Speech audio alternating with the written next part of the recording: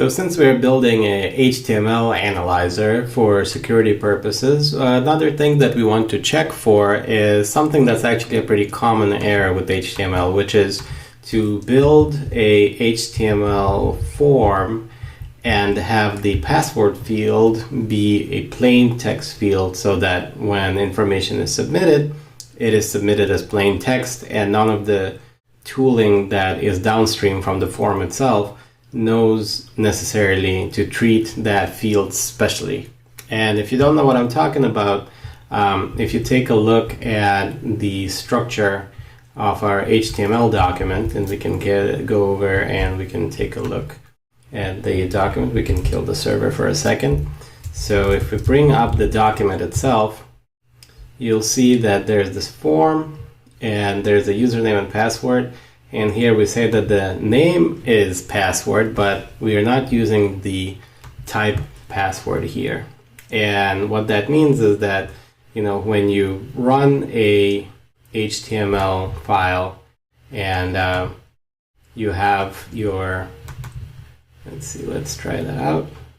And you have your browser render it and you fill in some information into there, then usually you can have a choice of either having it be a secret display or a text display, right? And of course, password, nowadays there are some that show you the password, but then they still send it as the secret. But traditionally, you get the sort of ... representation that represents that you're typing into a password type field. So that's a very long way to say that essentially this type equals text is bad for passwords.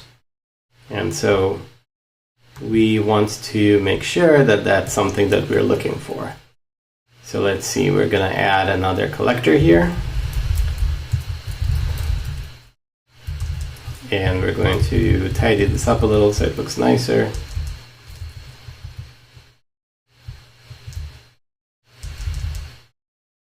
And actually we don't need this. Okay, and then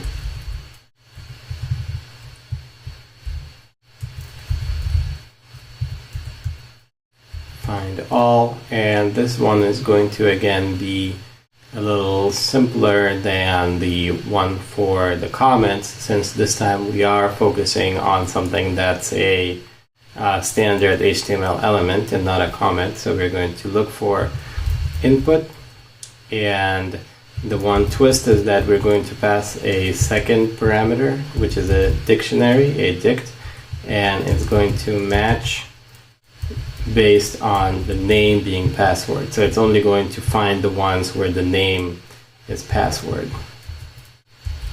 Okay, so basically we're looking for people who've named their field password but have not made it of type password, right? So for password input in password inputs, we want to see if password input has a type attribute and that type attribute is not equal to password, which it should be.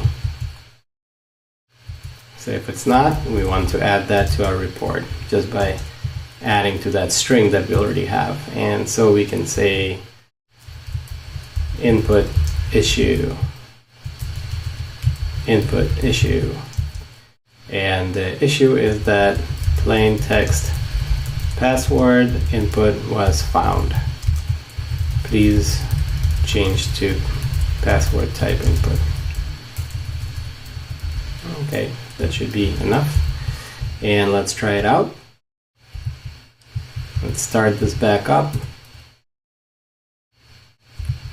and try our code. There we go, it found it. So now we have these three, and all three are working as expected, and they're finding issues with our vulnerable page.